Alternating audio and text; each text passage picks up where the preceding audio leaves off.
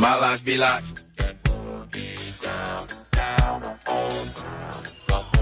My life be like.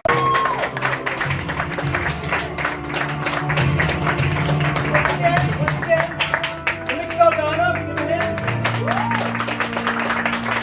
Paolo, give me Gojcaj, give him a hand. Saldana, Perdition, give her a hand. Perdition, give her a hand. Give him a hand. No, you're a champion. No. The one person is Athena Mattia. Let's give her a hand.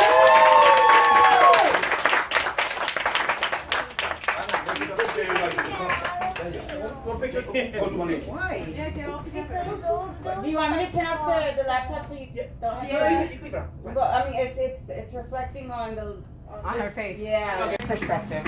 Yeah, I think it was actually nice. Actually, toward the end, as I was looking at it, I was feeling a little bit emotional because, you know, I don't know. It was really a deep topic, you know, and the way it all played out and everything like that. It was just interesting.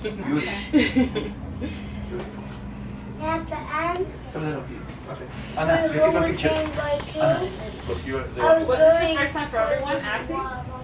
For me, no. Oh. No. Yeah, it was really good. Yeah, for her, yes. First time acting. So basically everybody. This is your first time seeing the whole movie? Yes. Yeah. It's the first time Y'all seeing it. hadn't seen it until right now? No, exactly. So it was it was really exciting. It was very nice. Good job. I have another question. Yes. This question is for Athena. Athena, how was it being an actress? Were there any times during the movie that you were scared? Was it just Were you ever scared during the movie? While you were doing it? Oh, when you were watching it. What? Okay, well, how about when you were doing it? When you were doing the movie, were you scared? Did you like the movie, Athena? Especially the part with the I was worried at the end, but what happened? The police came. And then the police started to fight. And at the top, I went in. He made his own. And he just Yeah, that was his ending. walking. To be honest with you, the place where you were filming, there is a spooky place. There is something in that place that. Looks like Oh, it. lion. Yes. Of experience. No. Honestly, there is someone in there, in that place, and that's where just to see it, I just think about my daughter. My daughter is the one who sees the presence in the house. So it was very interesting and very, very touchy at the same time. Cool movie. Got everything. Real good. I really enjoy it. Good. I needed some. We have some I don't questions from know. these two people. From these two individuals. My question is directed to Alberto first. What inspired you to write this? Okay, so I didn't shout this guy out in the beginning, so let me shout him out. A friend of mine, Bucky Long. I've been friends with him for about almost 18 years. He lives out in California. We got together and I said to him, because he's a writer, he likes to write, so I said to him, hey, come up with a story and I'll turn it into a film. And I told him a little bit about what was going on in my personal life, and I don't want to get too much details, but for those of you who are following what's been going on with my personal life regarding my son, you kind of know what's going on with that. So I told him, come up with a story that kind of reflects that. So he created these characters. He created Paradise and Hail and Tragedy. And I adapted that story to what you saw over here. So the thing is, some of the best horror films reflected a particular era of their time. So for example, if you ever seen the original Dawn of the Dead from 1970, I saw that. 78, you notice it takes place in the shopping mall, right? And you know how the zombies all come out to the people, like shoppers, like mass shoppers on Black Friday. And it takes place in the shopping mall, so it reflects the consumerism of that time. Also, like Texas Chainsaw Massacre reflects the the whole hillbilly, serial killer time at the time it was made. So a good horror film reflects a social, political, or spiritual event of its time. So for me, with my own personal situation, what I found out about my own childhood and what I see going on with other parents, the genuine horror of what a child goes through with parental alienation, knowing that a father or a mother won't be there for them. We look at it from an adult perspective, but we don't know what a child is thinking, what it's doing to the child. We thinking, okay, we don't need you. Yeah, you may not need them, but what does the child need? You know? And I'm seeing too much childishness in my life and in other people's lives, and I think it's time to realize this is a genuine horror, what a child goes through with the family court system, and genuine reform needs to be had, but for there to be reform, there has to be a collective group of people in a society to realize, you know what, whatever issues we have with each other, we got to be there for our children. We got to give them balance, because if they don't have balance, they're going to carry on our mistakes and more for the next generation. And That's true.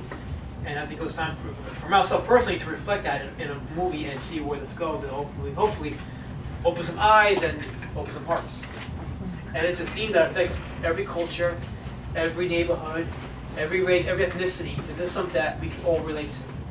So, And then my second question was, are you going to stick to being a director towards horror films, or are you going to try to no, I want to be open to other stories. I've actually done other stories, believe it or not. But no, it's whatever catches my fancy, my eye. I want to be open to telling other stories. So this is actually since I actually started really getting professional with this filmmaking stuff, this is actually only my third horror film. I've done a science fiction film, I've done a drama, I've done a martial arts film. So I keep it open, I keep it broad. So whatever I feel like at that moment, I grab it and I say, okay, I'm gonna tell that story. And hopefully work with an equally talented cast like I did with this group. I mean, this is like, these people, every single one of them are amazing. Everybody put their own stamp to the project, and they'll put their own talent, their own persona. And film is organic. We need people that can come in as artists, like these folks here, ladies and gentlemen here, and brought life to this. So whenever I do a film, I hope to work with as equally talented a group as this group over here. Thank you. They all did a great job, I thought. They all put their characters well.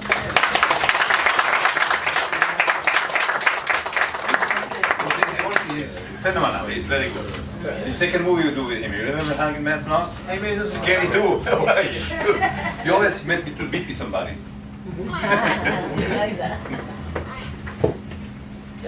I love the bridge and then the fishes and all, Yeah. all that beautiful. I don't know how you make it that. In Brooklyn? Brooklyn, yes.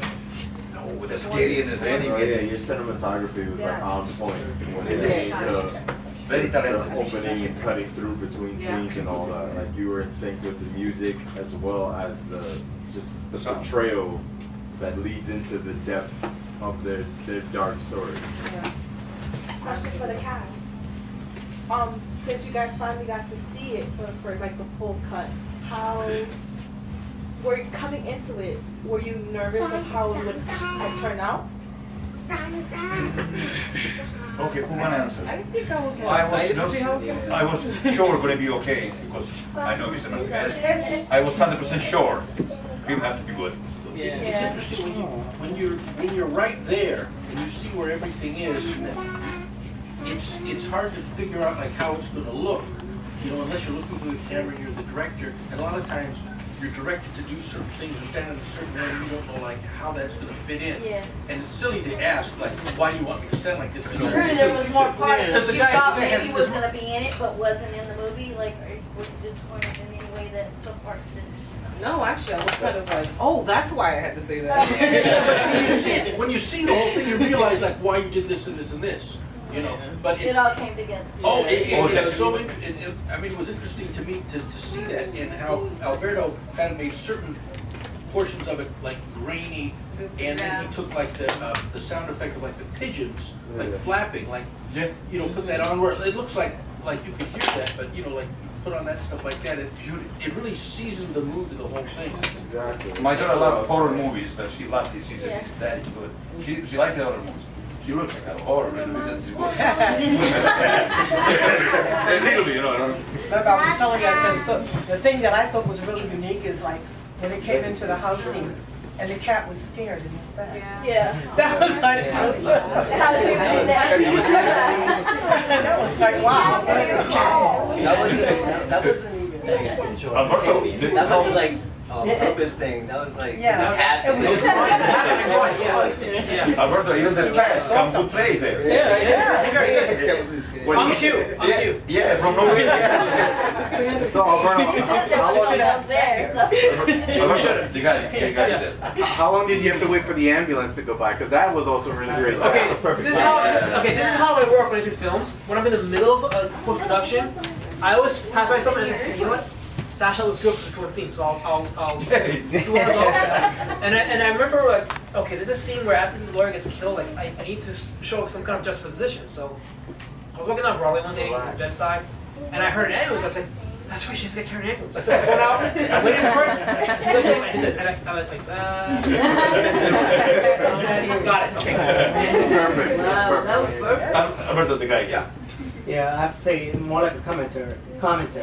It felt nostalgic, like nostalgic, which your friend from high school, right? Yeah, said in terms of the way you filmed it, the transition from every major scene in between, right? Like you said, like the pigeons and everything. The transition, it felt nostalgic. It felt like I don't know if it's 80s or 90s style. Yeah, it was like Actually, you know what? Actually, you know what? I was actually inspired. Believe it or not, I was inspired by the '60s Gojcaj Japanese film. Do you familiar with Gojcaj? Yeah. I was inspired by that. One of my favorite films is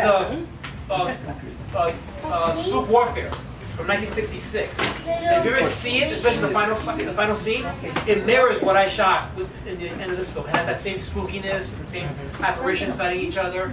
So it's interesting you said that because the music had that, for me anyway, the 80s feel, which I was looking for. I loved it. Yeah. I loved that. Yeah, and I was looking for that 60s look for the monster scenes. Yeah, I love that. But it was really nice. Conjoined that together. It was really organic. That's what it is. It's organic. Yeah. Good film is organic, and it depends on everybody to just do their part. Yeah, it's a ring. It was beautiful. Thank God it's not. How long did it take to film everything? Actually, okay, so the main bulk of the movie took 2 days to film. Actually, the lead actor, Michael Ciesla, who's not here with us, he actually said to me, how is this going to be a feature film? What you shot could only equal to about 40-45 minutes. I said, leave it to me, I'll make this a feature length. Yeah, 2 days. So 2 days, Marathon. I shot most of the principal stuff, and then for the next year I was doing all kinds of second unit photography, and going back and then reshooting certain scenes, and that's what I did. So I said I wasn't going to rush it. I don't want to put a due date until I know I'm going to be done with it. So I said, this has to be good, so I'm going to take my time with it and really look at it and say, okay, that doesn't work, that doesn't work. And there was some stuff I took out. There's some shots I took out, some scenes I took out. But I said, okay, if I really like it, it's going to stay, but if I don't like it, it's got to go. Because I got to think about the whole project, not just one or two things. So I said, until I'm sure that I can release it, I'm going to take my time with it. With this one, I have to take my time with it. So, yeah. Are we going to be able to see this anywhere other than just the screening? Well, I mentioned actually April 7th. Okay, April 7th in the New Jersey area, Bloomington, New Jersey, as part of the Creepy Freaky Horror Film Festival. It's going to be shown April 7th, 7 o'clock. So if you're able to make it, show up there. It's going to be, it's actually, it's a short horror film festival. We're actually the only feature being displayed there. So the organizer selected my feature to be the main feature for the festival. And October 20th in Flushing, Queens, we're in another screening. And I'm working at other screenings too. So this is just 2. There's more coming. So if you subscribe to my Facebook page, stay tuned. Or my Instagram page, I'll keep you guys posted on other screenings as well. So this is just the beginning. This is not going to stop here, and it's not going to end at the other 2 screenings. That's going to happen. Maybe after that, going to come videos or something. Yeah. Okay, so there's 2 things as well. Okay, so it's not going to be on your the streaming website that you're involved in? Television? Yeah. Not yet. It won't be on there yet. I'm going to let it go to the festival circuit first, and then once it makes its run, then I'm going to add it onto the television for streaming. So for those of us who want to watch other movies that you've put out there, where can we watch them at? Okay, so I have a television account. It's TELLYVIZION, television.com. I have some of my feature films on there, including Solomon's Requiem, which was my first 16mm horror film, which I shot in 2004, which my friend Luly was a part of, and Jamie was a part of that as well. So it's on there. I have a couple other films that are there too, and another film called What Am I, which is available for purchase actually. So if you want to see that movie, you gotta buy it. But you can check my stuff out there, and I have a YouTube account under Alazmat Films, ALAZMAT, Alazmat Films, and I have some stuff on there too, short films, trailers, other projects that I've done. So you can check out my stuff there. And these folks have websites as well, Instagram pages as well. So it doesn't stop with me. Check their stuff out too. Yeah. Another question. Where did you think to ask Athena to be what inspired you to ask her to be your lead? How did you find her? Well, Athena goes to our church. So and normally when they have certain events, she's actually trained to dance. She'll do performances on stage. She's a star. And So- she was born with that natural, like she's She's been dancing since Yes. She's good with it. She's good with the accent. She did it doesn't affect her. How she's This one is where she's a regular diva. Yeah. Even when she was in the womb, she was I can tell. That was I have another question. That was her first picture. I have another question. So, Miss Athena, how did you learn all of this talent stuff? Like, where'd you learn all that? Is it just like, She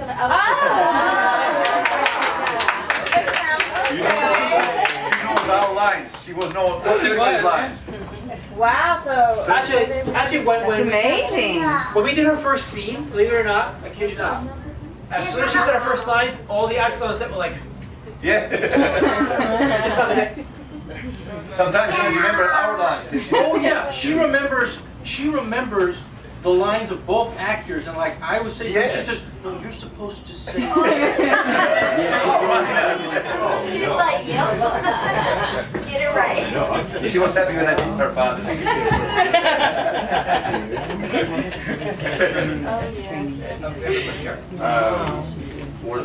Was it all basically all scripted and stuff, or were you able to like? Because I know you had a lot of friction with the husband character. Like, were you able to? That whole argument when he dropped her off was completely. We were just going back and forth. Go ahead. Yeah, right there. It was crazy. It looked good because we laughed so much, and he was like, "Stop laughing," and I'm like, "But it's so It's so real. Yeah, you know, we're just like going back and forth, and then we'd stop and be like, what? What did you just say? You know, so that whole thing was just ad-lib between us. I noticed at the very end, man, like it's very monster film-esque. Are you ever really gonna go towards that? Like, it's a creature feature. yeah, I'm noticing, man. Like, were you ever gonna focus on like monster versus monster? I like Godzilla and all that. Yeah, I mean that was actually the whole point towards the end, was to focus on the human drama and the stuff leading up to it. So it's like the grand climax. This film was more about the horror, or was it about the lesson and the actual experience of?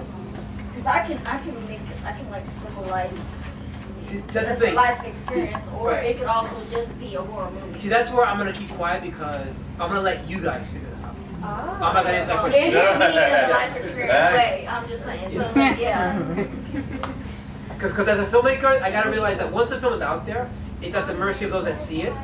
So to ask me to interpret it for you is like, I mean, there was a meaning, but I'm gonna leave it up to you guys to find the meaning and discuss it. In some ways it hit in real life ways, but then there was some other was like, okay, yeah, no, that don't pertain to me. So okay, but yeah. Yes. So Alberto, there were some comedic points in the film, which I really enjoyed. I mean, the cast was great. So what's your next project? Are you looking to stay within this horror genre, or are you gonna like? Well, actually, I have a couple of ideas. The next film, if I do another horror film, it'll probably be like a trilogy, not a trilogy of these characters, but like in theme. You know, like how John Carpenter has a trilogy of movies, but they're not related to each other, but they're related by theme. So I would probably do it, if I do another horror film, it'll be in the same theme or tone, but not necessarily connected to the story per se. But I've also been thinking about doing another story about Nurse's Aid, for example. Because I work as a Nurse's Aid in the hospital, and I said to myself, you know what?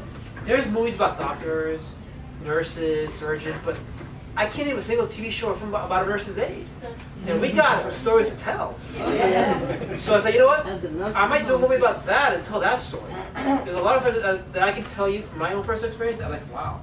I mean, you think it's just saving lives, but there's a lot of cynicism, there's a lot of cutthroat stuff going on there, and it's almost like the Marines kind of. So I'm in front of that idea too. So I'm just like, okay, whatever I can grasp, that's my next story. Yeah. So nothing in the comedy scene though, because I saw the Batman movie that you did with Josiah, right. And there were some really funny parts in that too, and so I'm just comedy for me is something that I think is a subgenre for myself personally. So I will never do a comedy film, but I'll put comedy in my films just to kind of lighten the mood a little bit. Like, okay, it's a little too tense. Let's just lighten up a little bit, just to make you know, so like okay, breathe. Okay, good. You know, so. I have a second question to that. So even though it's like you consider it a sub-genre, what if someone was to give you a script where it's like all comedic and then this genre that's subsidized is the drama? Would you aspire to doing a film like that? If it's a good story, yes. Like that's you can do it. Yeah, no, if it's a good story. I mean, look, I'm open to stories. I'm not gonna say, oh, it's gotta be this frame, it's gotta be this theme, it's gotta be this tone. If it's a good story and I resonate with it, I will do it. I was curious about like, because sometimes directors are really picky about like what just comes their way generally. So that's why I asked, because you said you consider comedy as something. Well, for myself, I can't do a comedy feature, but again, if I get a story that's good and it happens to be a comedy, you know, I'll challenge myself. When it came to the music, did you have a hard time choosing exactly what type of, not type of music, but like those exact. Yeah. Well, I worked with two guys, Derek Meeker and David Obani, and I told them both, okay, these are the scenes. I want you to look at it and come up with something. I didn't say to them, okay, it's got to sound like this, it's got to sound like that. I said, because musicians, they're inspired in their own way. I'm not going to put them in a box. So if I give them some, take the reins. Yeah. And if I like it, great. If not, we'll work on something, but otherwise, blow me away. And they did. They blew me away with the music. And I had actually, there's a lot of songs they did for the film that didn't end up in the film. So I had my pick of the litter. I said, okay, this looks good for this scene, that sounds good for that scene. So I was like, okay, wow, this is like, you know, I have like a plethora of music to choose from. So they both did a great job. Yeah. What about the language that Paradise had and the way they spoke? So the guy who did the voice, he wants to remain anonymous because he said to me, okay. Oh, come on, tell us who it was. He's Alberto. To enhance the mystery and the horror behind it, don't put my name in the credits. So I said, okay, fine. So what he did was, he combined certain languages. He combined Latin, he combined Japanese, he combined gibberish, and he created language of the demons. So the writer didn't create it? No, it was on the spot. Oh. Yeah. So they sounded like Klingons now. The guy, the camera. Oh yeah, okay. Just want to know for everybody can answer this. Who's your favorite director, and who's your favorite actor where you got your inspiration for acting your scene and character? No, you're asking for before. Everybody. From before or now? Before and after, whatever. I started in Italy to do a lot, but he's talented. He don't take a script to read. He knows in his brain what he's going to do. Paolo, do this, do that, that's it. He's very serious. Now we can play with him, and there's no way. Do this. And to add to that question, how long did you guys work together for? I know Alberto more than almost 10 years, Alberto. When I do the movie with you. I would say only 13 years. Yeah, 13 years. And we started in contact together. I think I met you on the Brooklyn story. Right. That was 2018. Yeah, I was doing a fight choreography for that. And you was a cameraman. Then you told me about Dharma 9. The Doorman was a martial arts film that I hired him to do the choreography for it, and I was going to play the lead villain. But then what happened was I broke my leg, I was out of commission, so he helped me play the villain, and there we go. Yeah, his martial artist is good. Oh, very good. Tai Chi master. He doesn't have sense with me, but it's okay.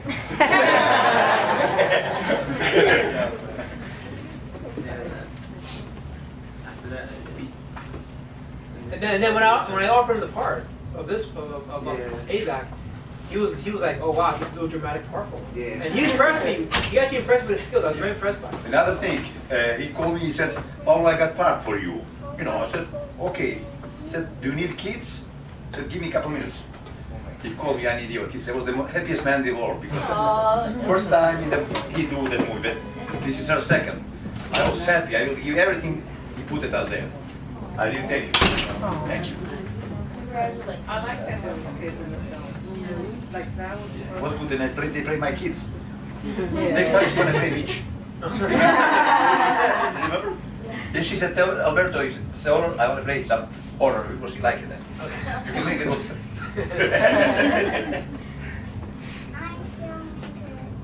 Question. Okay. Miss Aloha. Yes. What was, you said this is not your first time acting, so what were you in before? Okay.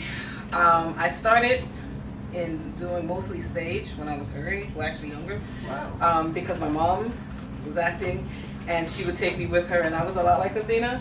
I knew everybody's lines and everything, so the director was like, you know what, let's use her.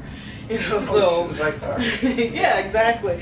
So it started from there, and then I enjoyed it a lot. So my mom, you know, took me to auditions and things like that. I actually did. I actually got a chance to do like a little walk-on for a soap opera that doesn't exist anymore. It's called The Guiding Light. And so I did a little walk-on there. And then later on I did like a little sports special for Nickelodeon, where we had to, I was a big dancer then, and I teach now. I used to dance then. And, yeah, and so it was a bit where we did dance and everything. So, you know, from there, and then like I said, a lot of stage. I did a lot more stage. I don't have a lot of film or TV, but I did a lot of stage. You're very talented. Yeah. Thank you. You are. Listen. Everybody's good. How come? With the same people. Yeah, you heard me. With the same people. So who's your favorite actor, Athena? Mommy. And who's your favorite director? Do you know what a director is? I am. Okay. He's the director. He's the director of Mission. Yeah, because I'm smart. That's right. Alberto, you got a lot of background It's footage. just like, A lot of footage, remember? I do, yes. Bloopers, we got beautiful bloopers, man. Yeah. So was the film originally longer and you cut it down? Yeah. It was about 2 to 3 minutes longer. Oh. Yeah, it wasn't a lot that I cut out. It was just trimming the fat. Trim it around there, like a tree. Was there a lot of retakes? Yeah. It was a beautiful time, you know. Sometimes I did something what I don't have to do to Michael. And Michael said, who told you that? Alberto was like, he did it! Alberto, you're fired. Did you get that? You say, I needed that. I think I have that. You're fired. Question, Alberto. Yes. So, I know you have your YouTube profile and stuff. Do you intend to like give your viewers like a little sneak peek of the of the bloopers that you have? Here's my stance on that, actually, now that you brought it up. When it comes to horror films, and this is just me, as far as bloopers, I don't want to wait till some time passes by, so I don't undermine the horror of the film. So like once... for those who haven't seen it. Exactly, yeah, exactly. So, but you know, it'll come to some point. Yeah, cute bloopers. Do you want it on the stick? He might be ready. When you filmed, was it handheld or did you have... It was all handheld. Very good, steady hands. Man. Very good. The way I do it, because it actually involves my entire body mechanic. I don't just hold it like this. I'm like this. I do. Yeah. I look like this. I look weird when I shoot it, but as you can see how it looks, there's a reason why. There's a method to my madness. Yeah, what about the bridge, when you were going across the bridge? Okay, come here, so it's I was driving like that. When I film, I'm beyond gorilla. Okay, I'll as a matter of fact, the scenes with the fishes, I was at the hospital. Okay, I know that. But they're dead anyway. The fish died a long time ago. So don't really They're dead anyway. But the thing is, when I see something and I need to shoot it, I'm gonna shoot it. Wow. I'll figure out release one later. I just gotta shoot it. It's gotta go on my film. It's come good that I like the scene with the doctor and Andrew where they were in the staircases. Because you didn't just keep it in one angle, and you kind of just went for different angles, and then did that take a long time? It took about 20 minutes to shoot that scene because believe it or not, half that scene was ad-libbed between David and Michael. They ad-libbed half that scene. So I said, okay, just go with it and I'll follow you. So we got to maybe 2 or 3 minutes of shooting, and then when I felt there was a little burn, I was like, cut. Okay, now we're gonna cut, and then we're gonna take it from here. And then the shot where Michael takes out the breath mints. Yeah. That was actually his idea. He's okay. That was cute. He's like, when he comes at me, why don't we just take out some breath mints to kind of lighten the mood? It's like, okay, yeah, go ahead, do it. So was the movie majority of it was a script that you wrote for them to say, or was a lot of it more they chose what to say? When I write a screenplay, you just told them like, here's the movie, here's what you do when you let them do. See, when I write a screenplay and I give it to them, they'll come at me and they'll say, okay, I like it, or they'll say, I want to change it up. As soon as they say I want to change it up, I say, okay, go ahead, change it up. Say, whatever is natural to you. Sometimes you go in bicycle. For example, he told me this is your line. I got that line, but put a little bit or take it a little bit because I don't remember. But it's come good. So you can add it, you can take it. Yeah. Because at the end of the day, they're humans, so you want the humanity to reflect. If it's all just me saying, okay, you got to say it this way, but you got to do it that way, then it's not organic. So if you get bigger and better and further into your career with this, are you gonna keep it with that, or are you gonna? Oh, you know what? A lot of great filmmakers have done that. Werner Herzog has done that, for example. He's very big on film is organic. You film it, and whatever happens, happens. Just let it happen, and you go. It's like taking a picture. It's just like exactly, and that's the real. Yeah. Yeah. Do each of you plan to work with Alberto again? Whenever he needs us, we are there for him. How'd you figure out the music? Now we got the star. The music in the film. How'd you get that? How did you? Well, I contacted some people about music. 2 people. Actually, there's a lot of people that I got in touch with, but I narrowed it down to 2. And I heard both their samples. I said, okay, I gotta use both of them somehow because they both gave me good stuff. So, I showed them the scenes in particular, and they just came up with the number. It was like, well, wow, they read my mind. They read my mind. It's great. Again, I don't want to tell them, okay, it's got something exactly like this. Like, let me see what you can bring. I want to see what you interpret. And if I like it, then great. It's going in there. It was eerie. It was creepy. It was good. It was good. It was cute. Can I ask a question from someone in the front audience? Front row, I'm sorry. Emil, what did you think of the movie? Did you like it? Yes. It was good? It was really good. Okay. She killed me in the movie. She choked me. Did you like the movie? She's hiding over there. You can imagine they invite me to the house. Miranda, they're talking about you. She's hiding. Now she's camera shy. She's the one who choked me. What's give you? Him or other? Who choked you? Him? Didn't we have? Yeah, we had. Yeah, fight with the bit, then you choked. I own the dinner. It was so much blood. Well, congratulations to all of you. Y'all did a very good job.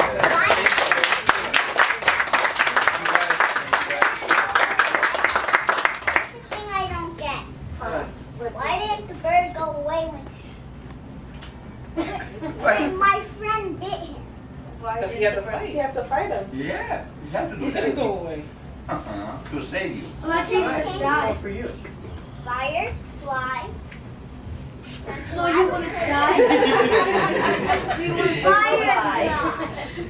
Flyer flies from the. She said, why did my friend go away? She's the one. So the film is on IMDb. So if you want to leave a comment or review it, by all means, please. I think the more exposure it gets, the easier it is for it to actually be out there. So by this screen tonight, it's opened a lot of doors. So I'm hoping to continue to open more doors and gain more exposure for our group here, and also raise awareness about what the story's about too. So yeah, if you have an IMDb account, by all means, review the film and just leave. Is there anywhere else you can people review? There's another website called moviedatabase.org. It's on there too. So you can leave it there. And just leave an honest review. Critique it if you want, because like I said, the film is at the mercy of the public now. So by all means, leave an honest review. But if you say anything bad about Athena, I'm gonna come get you. If you don't, I will. There you go. I think she was very natural doing the horror. Yeah, I like it. I was so scared and I was a little jumpy. But she seems so natural doing that film. I like her weapon, scissors. Very. Even the one who taught me how to dance, talk to her. Oh, yeah. Athena, are you going to be available for autographs in a little while? Athena? Oh, yes, she's a star. Athena, are you going to be available for autographs in a little while? To do You know what that is? You know what an autograph is? Yeah. Oh, okay. I've been practicing. You know, gentleman here actually, he has a YouTube channel, so we'll do one-on-one interviews with you guys if you're open. Oh, okay. So after this, you want to meet with him, and by all means. Oh, okay. Yes. All of Yes. us are. Okay. The guy with the camera. Yes. Because I like the movie phone. The thing But it was is, a really afraid one. okay. Is any chance to have some clips from that? Or do you want to record it? I'm gonna put it all up on my channel, so Oh, then yeah, I'm gonna just put the whole thing up for you guys. I'm going to be in touch with you. Hopefully by tomorrow. Yes. Well, I wanted to say the thing that was remarkable for me is how he stayed still so long. Or tonight. Now, you know what? That one shot of him laying down, that took 5 minutes to shoot it. That one, it was like, that's that thing. And he had to lay there for a long time. Yeah. But the way he is, he's very active. He did it. He got it done. He got it That's done. my brother. Yeah, he was his dead son. The Oh, yeah, that's true. Yeah, yeah, now I remember. Yeah. And you laid still so long. Yeah, I know. They're lucky that the news from nowhere come and not anymore doctor. We have a question here. We have a question here. Okay. Are you planning to make movies, Spanish movie?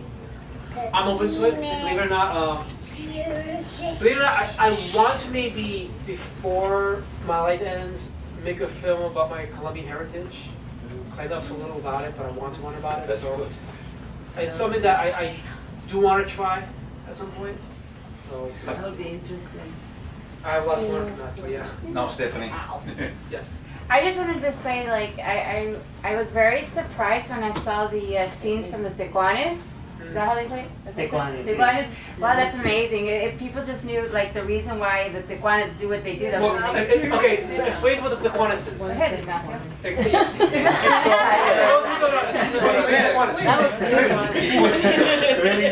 Yeah, okay. I was curious what it was. Alright, Do you have a, okay, so yeah, so tell them and explain it. Yeah, tell me. They have no clue. Even the Mexicans in here don't know. Yeah, because oh yeah, that's one thing that I was gonna point out. And now that you brought it up, I was gonna tell you, ask you about that, like, the way you were playing with that, like the Tijuana scene.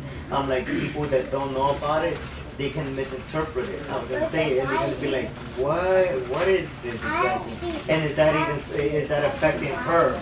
You know, seeing that, right? So like, would it play out good or not? You know? So the Tecuana is supposed to be like our heritage as Mexicans, like before we were Aztecs and Mayans and stuff like that. So we used to have like those totems with the different gods of the.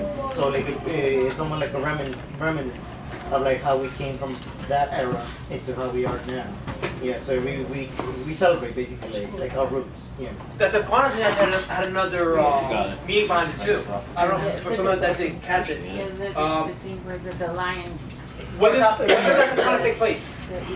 When does the Quantas take place? Just so I can kind of.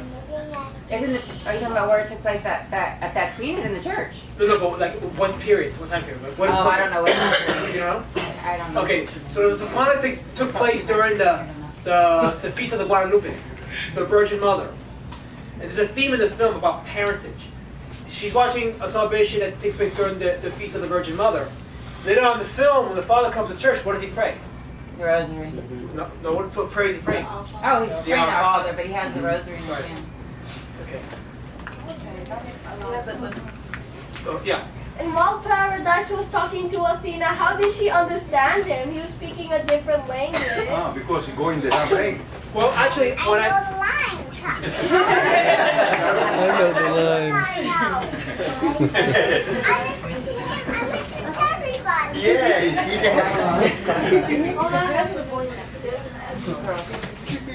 You could have read the words that were Well, if you're asking how is it...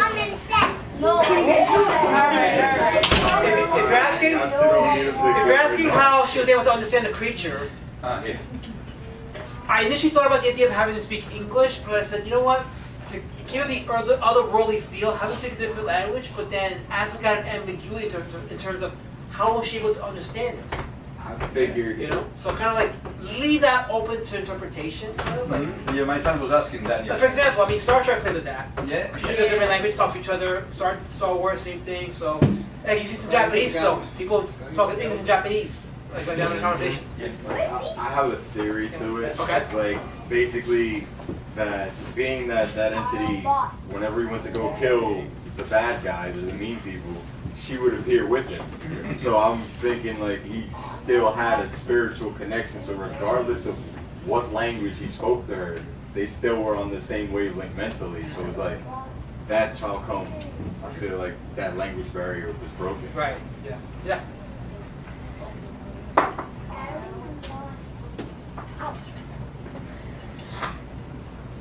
Okay, maybe. Do you guys want to add a comment? We are really happy. Thank you guys. Thank you.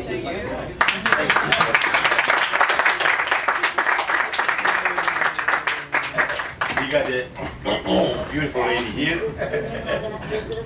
Well, I guess if we're nothing more to say, then I guess we are free to go. Yes. Thank you guys for coming. Thank you for being part of it.